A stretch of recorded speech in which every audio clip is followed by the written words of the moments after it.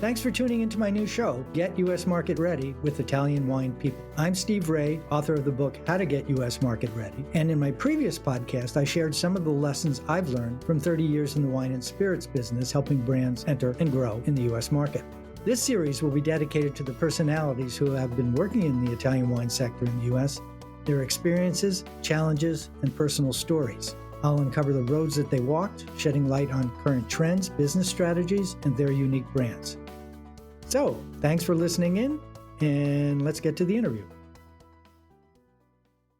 Hi, this is Steve Raye, and welcome to this week's edition of Get U.S. Market Ready with Italian Wine People on the Italian Wine Podcast. We have a guest this week who's returning for a second in a series of interviews, Christian Miller of Full Glass Research, headquartered out of Berkeley, California. I am corrected. And with a lot of experience also with the Wine Market Council, and we'll get into all of that. But why don't you just give us a quick summary for those who weren't listening last week of what Full Glass Research does, and then we can get into the other questions. Yeah, sure. Thanks. Full Glass Research is a sole proprietorship that I started in 2006. And the members consist of me and whatever team I assemble for individual projects. And we do market research into categories that I would call sort of enthusiast or crafty categories of food and beverages. Wine is most obvious one, and that's probably 2/3 of or more of our research. But we also do work for craft beer producers, artisanal cheese categories, and our clients can be, government organizations, regional nonprofit organizations, very large and very small producers of these kinds of products. And the Wine Market Council is something I'm research director for the Wine Market Council. It's a nonprofit organization that focuses on helping members in the industry better understand American consumers and consumer trends. And these members range from grape growers to producers all the way down through the distribution system and service organizations or suppliers. So you have everyone from sort of, Bogle or Scheid vineyards to wineries from small ones like Farniente, Woodward Canyon, all the way up through Constellation. You have importers like Deutsch or Maison Marque Domaine, distributors, allied grape growers, organizations like the Missouri Wine Board or Wines of Germany, academic partners like Cal Poly or Sonoma State, and service organizations like Colangelo and Partners, which does PR and marketing. So it's a broad assembly of members. So a lot of what happens with the Wine Market Council is very U.S. oriented, or we would call domestic winery oriented. One of the disappointments I have is that I don't see a lot more participation and involvement of Italian wineries and Italian consortia, because it's such a great resource for understanding the U.S. market. And that seems to be the key problem that a lot of producers overseas, and particularly in Italy, have, is understanding why the U.S. sometimes has these arcane rules and how to get around them. If someone from Italy were interested in joining the Wine Market Council, how would they get information? The best way would be to go to the Wine Market Council's website, winemarketcouncil.com, and you can find out information about joining. The dues are on a sliding scale. So if you're a regional organization, there's a level of membership for you. If you're a very large producer, there's a different level of membership, et cetera. The members get access to all the research we do. We would love to have some Italian organizations on board. We currently have their equivalents in a number of countries and states. We have the Missouri Wine Grape Board. We have Lodi, Napa Valley Vintners. We have Wines of Germany, Interron in France, Wines of Spain. So we've had active participation. And of course, some of our distributor members and importer members sell a lot of Italian wines. So we do have it from that angle, but having the regional organizations input would be great. So, and if you want to contact someone directly, feel free to contact me. C. Miller at winemarketcouncil.com. So the point why I'm trying to push this is cost of entry, or the participation, is really not that significant and more than pays for some of the research you'll be able to get out. So instead of wondering what or why things happen in the United States, you can get a much clearer picture of how they happen in the United States without having to do first initial research on your own. So moving forward from that, one of the concepts that's been a hallmark of the Wine Market Council is one that really has intrigued me for years. And the concept is high frequency wine drinkers. So could you give us a background on where that came from, what it means, and how its relative importance in the U.S. market today? Well, the high frequency wine drinker is defined as people who drink wine more often than once a week. And then you could, if you're looking at segmenting people by frequency, it's useful to look at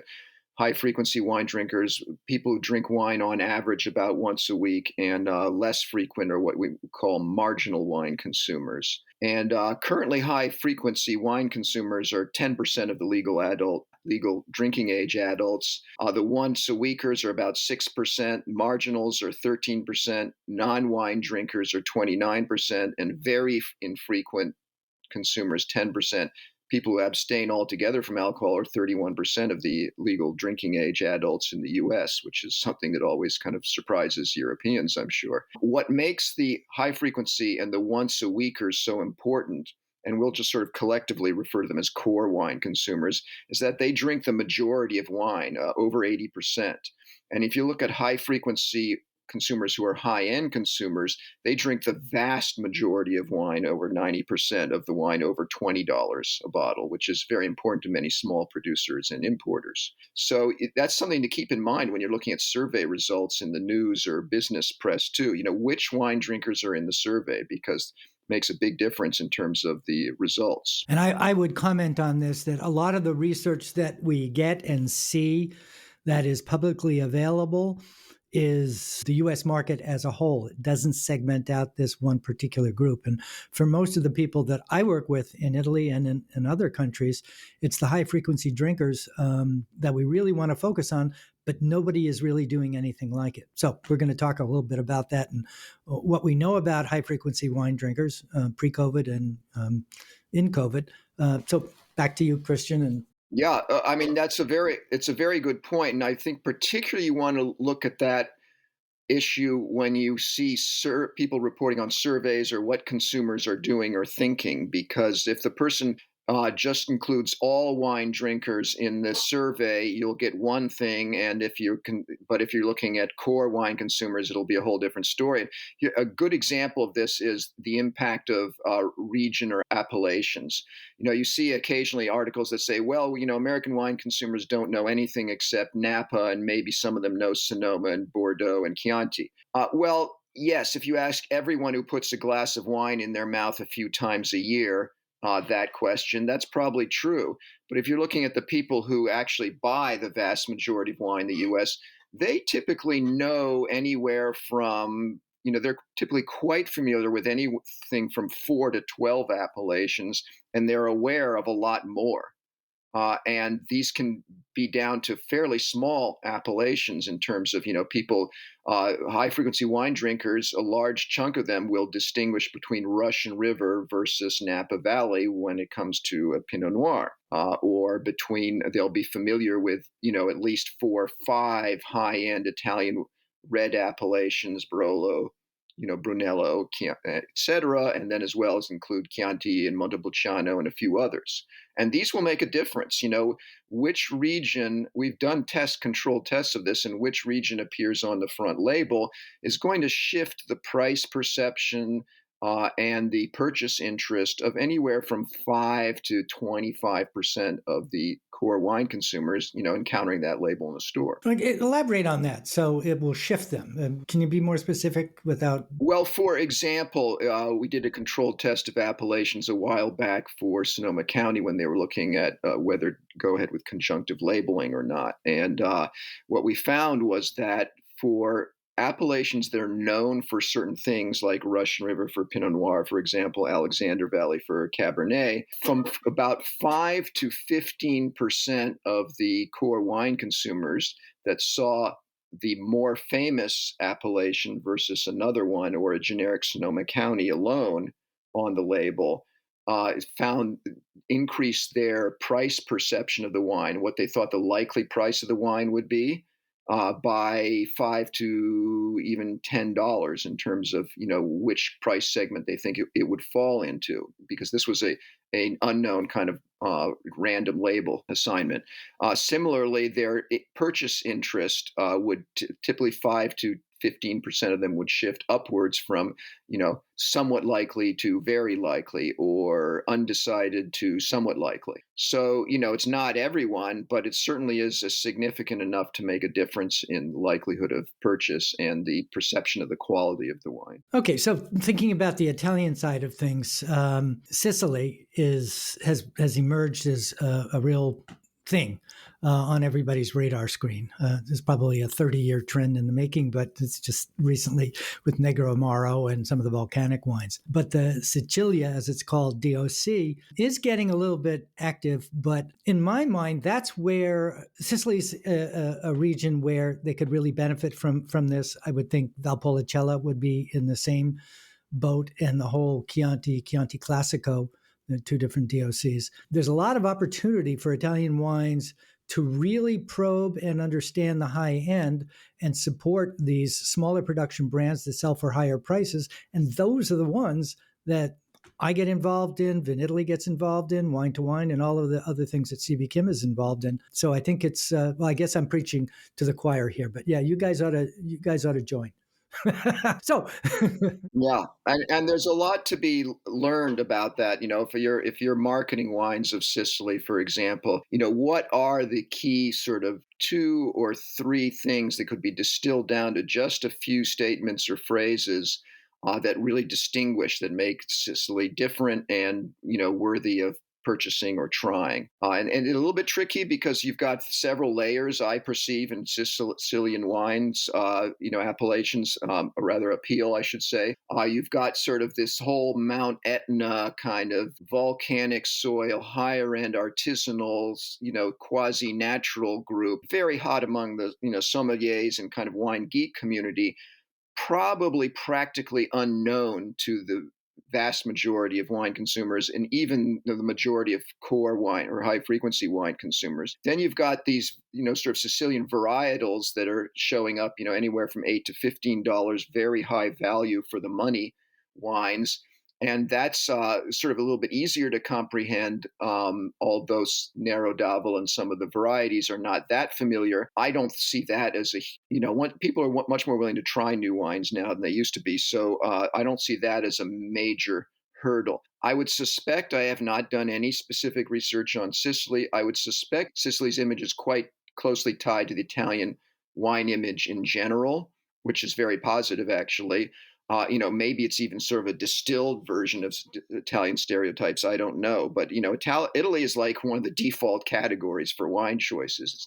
May not be the first choice for everyone, but everyone likes some Italian wines, and it's got a very strong association with a food culture, which is very important. There are countries like Australia, which produce perfectly good wine, and the people who try them like the wines fine, but they kind of struggle because they don't really have an associated food, higher end consumption kind of culture the way France, Spain, even California to some extent does. And Italy, of course, has this in spades. that's a good segue to the next question, one that you and I we touched on in our earlier interview, but I wanted to explore a little bit more because it's not a pet project of mine. I think it's critically important, and that is the importance of back labels and what copy goes on a bottle, front and back label, and what consumers want to know.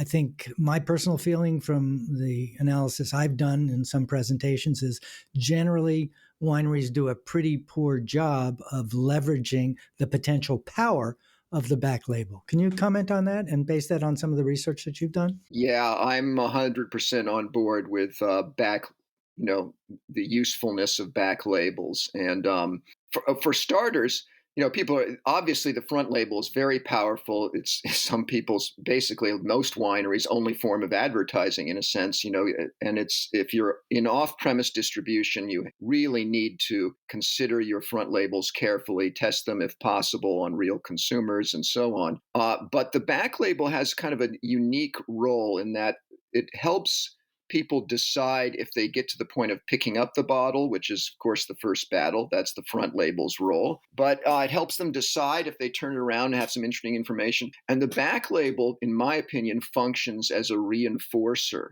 of the brand connection to the consumer, because you take that bottle home, and then you'll look at it again when you before you shelve it or put it in a cellar wherever you're keeping your wine.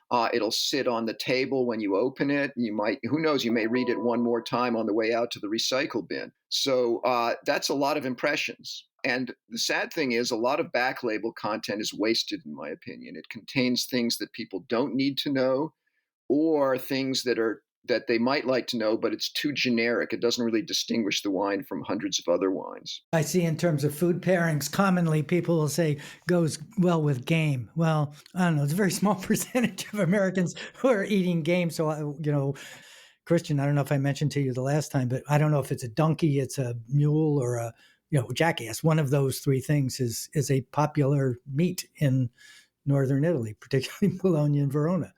I haven't tried it, but there it is. Anyway, getting back. I can't say I recall Jackass Week at the local Sizzler, but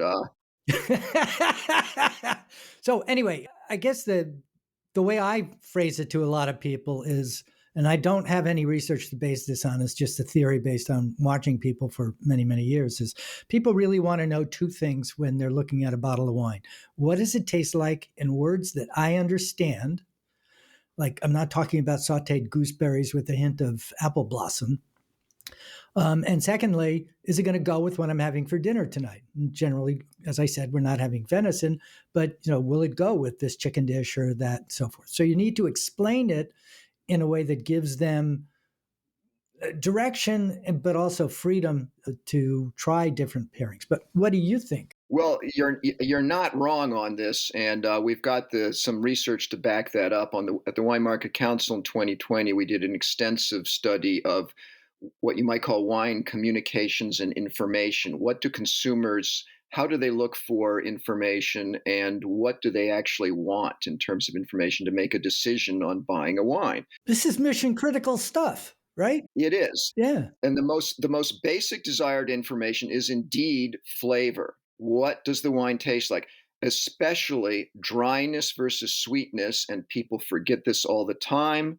I can't tell you, well, I don't have to tell you all the various rosés, blush wines, Rieslings, Chenin Blancs, et cetera, wines that often have a variety of levels of sweetness that don't give you any clue on the label as to how sweet or dry it is. And I think people in the wine industry need to also bear in mind, when the consumer thinks sweet, they're talking very sweet. A wine that is sort of, 1% RS to them is not a sweet wine. They might think of it as sort of off dry or slightly sweet or something like that, but that's not. Sweet wine is port or Sauterne. So that is like one thing. The scale is kind of different, but people can understand scales. I mean, we worked with the International Riesling Foundation to help them develop their scale. Talk about that, because I was gonna use that as an example. I didn't realize you guys were involved in that. That's really great. Oh yeah, that was a while back. I love it. Why more people don't use it, not just for Riesling, but for things like Chenin Blanc and rosés and so on, I don't know. But essentially, what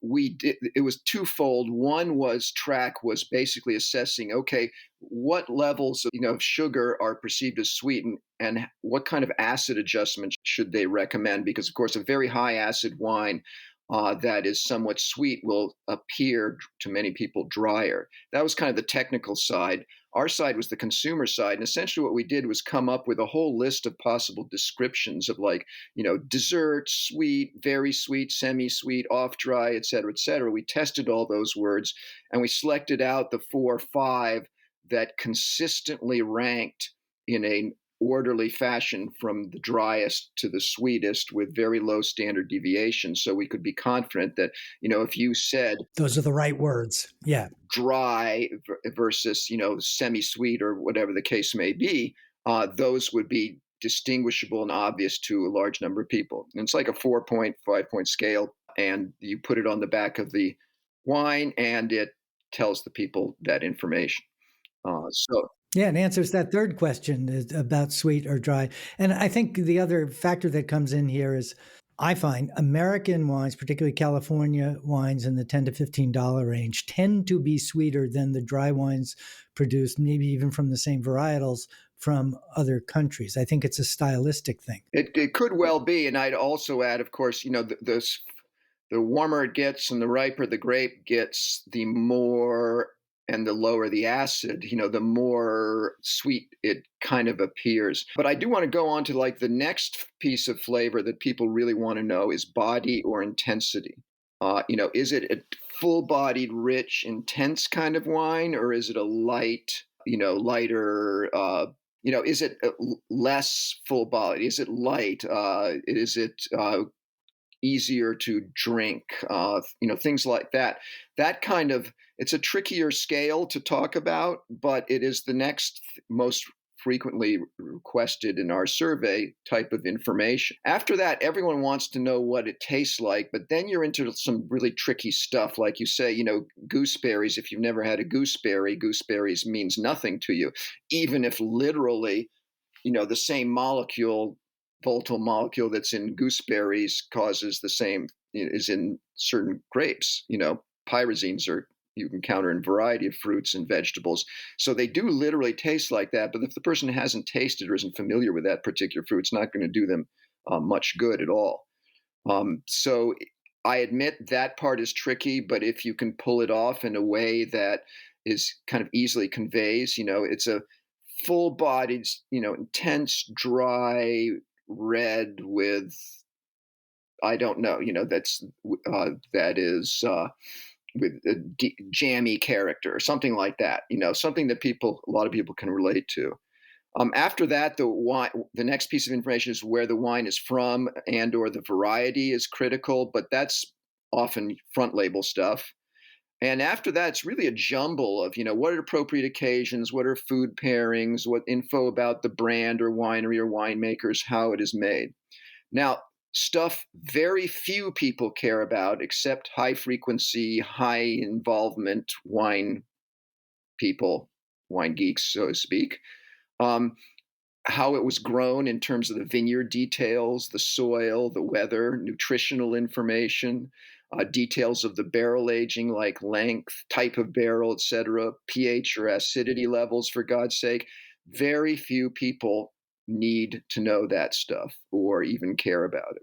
There's a big divide between the people who want that information, and they can find it in other places than on the bottle. So don't waste that incredibly important real estate on stuff that only is important to a very small number of people. I say exactly. Now, there is one exception to that, and I would say there's a role for it if your winery has a certain position. If it's really mainly communicating to wine aficionados, and it has a kind of no nonsense, technical kind of expertise positioning, that can work, not because anyone cares whether the pH was 3.2 or 3.5 in the grapes, but because it's positioning the winery as a certain kind of winery with certain kind of customers who think of themselves as very sophisticated and knowledgeable. A brand that pulls this off brilliantly is Ridge. That label has barely changed over many, many years. It is pretty technical. It is very straightforward and clear. There's no puffery or anything like that.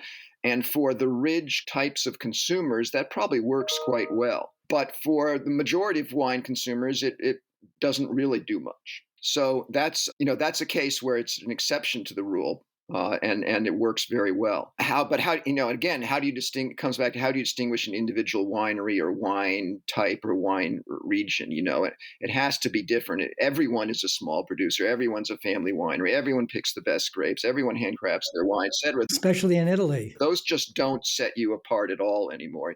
You have to come up with something that I think either has a feeling or personality attitude that you want to convey, or something that is unique about this particular wine or producer that's not like other people. And Randall Graham's a master at this, which is no coincidence why he's also a very popular tweeter, because the skill set is, I believe, quite similar. Formerly a Bonnie Doon. Yes. I did a presentation once for a group in Spain, and I went through my local liquor store and I took pictures of the back labels of all the Spanish wines that they had there, and I did a good, bad, and indifferent type of a chart of all the different things that could be in there, and narrowed down to what I think is what people want to know what it tastes like in words they understand, and will it go with what I'm having? And I wrote an 8-line bit of copy that I still think is brilliant. Patting myself on the back here, I agree. But it was for a Tempranillo Ribera del Duero, and it was goes great with tapas. Try it with tacos. So consistent with what you were just talking about, it communicates a lot in a very, very few words.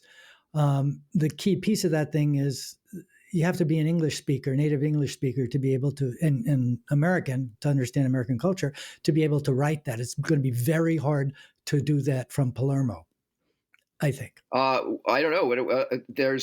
I don't want to undersell the actual physical design aspects of the label, color and so on and so forth. But those things are a matter of like both the intersection of basically designer's creativity and you can test labels, even on the internet, often effectively for not too much money. So the combination of those two things, maybe some qualitative research to working with the designer to kind of riff off people's opinion on various things before he gets to the final designs. Those are important, very important too. Certainly visual cues. God, you just look at the color of Veuve Clicquot. You don't even need the label copy anymore to know the brand. Yeah. To look at that color, and it's Veuve Clicquot. So that's kind of the extreme version. But every label has a potential for a sort of a milder version of that. And there's also, how do people read these things? And one of the most interesting things about the Wine Market Council communication study was to discover that there's a certain number of people who tend to be more involved in the wine industry, who look up things about wines before they go shopping. And then there's another group that tends to be both younger and often weekly or sort of frequent marginal kind of wine consumers who are more likely to use their phones or tablets or whatever in store to look up information. And that brings us to something you brought up was QR codes, which is kind of interesting because I don't know. The theory is great with QR codes, being able to access all this kind of information in what could be visually a very cool way. And I think they have great potential in that sort of reinforcing the brand connection, consumer knowledge after the purchase. However, for purchase decisions, boy, I don't know. I mean, civic science and wine market council surveys have shown pretty poor usage of the QR codes in the context of purchase decisions at the retail level. And at the point of sale, one of the weirdest things that we found in the communication study was that most people actually use plain old search for information on products rather than any specific app or a QR code or something like that. How archaic. But I think that's really important stuff, because at the end of the day, you have to be communicating with someone that you understand them. I think one of the best ones in the U.S. that does it is Murphy Good, because they make a play off of the word good, and they've done some tremendous promotions. And one key way most imported brands fail and say, I'm not for you, is they say, serve best at 12 degrees C. Well, we have no idea what 12 degrees C is, right? We speak in terms of Fahrenheit. We speak in terms of, I'm sorry to say it, inches, not metrics. And so if you're going to be describing your product, describe it in words that matter to Americans. You may not like it, and it may not fit with what you're doing with the rest of the world, but that's why we have the 750cc bottle. Yeah, and on top of that, I'd say excess precision is a potential pitfall. You're saying whether you say 12 degrees centigrade or 42 degrees Fahrenheit. Why plant the seed of worry in the consumer's mind? It's like, oh, gee, is it 40? And who knows what actual, with that kind of precision, what temperature any of the thing they're serving is. So leave it out. Right. I think, well chilled, cool, cellar temperature, room temperature, simpler kind of descriptions are to be preferred.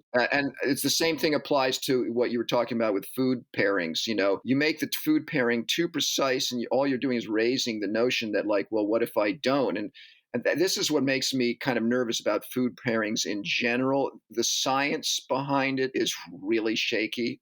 In some cases, I'd say non-existent, and extremely variable by consumer because people's palates have all kinds of different variabilities in terms of ability to perceive different types of flavors, and as well as kind of a general sensitivity or lack of it. So it's really tough to do that in a way that enhances, the people strongly. I mean, how many food wine combinations are actually bad in the sense of the food makes the wine taste worse or the wine makes the food taste worse? It's relatively small. So, I'd say treat the food pairing concept. Think of it as more a way to like evoke an image, the Italian connection with food, with Italians types of foods, even if it's an American rendition of it, or, sunny, summery foods with rosés and things like that, rather than a specific pairing recommendation. Right. Like I'm just making this up off the top of my head, but picture yourself in Parma tasting tortellini, which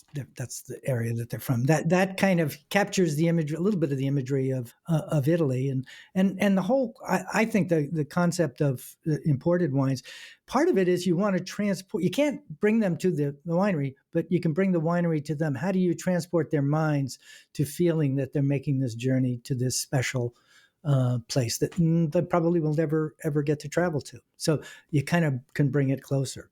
A lot of different ways to skin this cat, but I think the important thing that we've talked about here is usually back labels are given short shrift, and it sounds like it's both your and my opinion that it is one of the more powerful tools that you have to reinforce a decision or to help somebody make a decision between the 90-point wine to the left and the 91-point wine to the right, that they lift this one up and it says, this one's for me. Yeah, I think, why waste that space? Why it doesn't cost you very much to add some content on the back label besides just the government warning statement and whatever else is required. Why waste it? Why waste the opportunity? So, I guess I'm going to hear from some people who are going to tell me their opinion, which is great. I would like everybody else's opinion. The only difference here is that you and I have the microphone. So once again, we're running out of time. I kind of have this habit with Christian, but we're talking with Christian Miller of Full Glass Research out of Berkeley, California. Been in the business a long time and has some really interesting insights based on facts, which is something the wine industry quite often lacks. That's why I enjoy talking with him. So Christian, thank you for joining us again. You are very welcome, and look forward to babbling for endless hours over a glass of wine before too long. Yeah, me too. Together, in person. Okay, thanks again. So this is Steve Raye. This has been the Get U.S. Market Ready with Italian Wine People, part of the Italian Wine Podcast, signing up for this week. And come visit next week for another interesting interview with somebody knowledgeable about the Italian wine industry in the United States. So thank you, Christian, again, and goodbye to all you. Thank you. Stay well.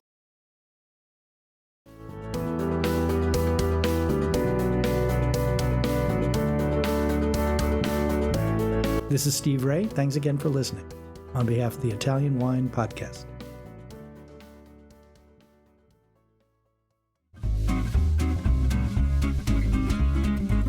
Hi, everybody. Italian Wine Podcast celebrates its 4th anniversary this year, and we all love the great content they put out every day. Chin Chin with Italian Wine People has become a big part of our day, and the team in Verona needs to feel our love. Producing the show is not easy, folks. Herding all those hosts, getting the interviews, dropping the Clubhouse recordings, not to mention editing all the material. Let's give them a tangible fan hug with a contribution to all their costs. Head to ItalianWinePodcast.com and click donate to show your love.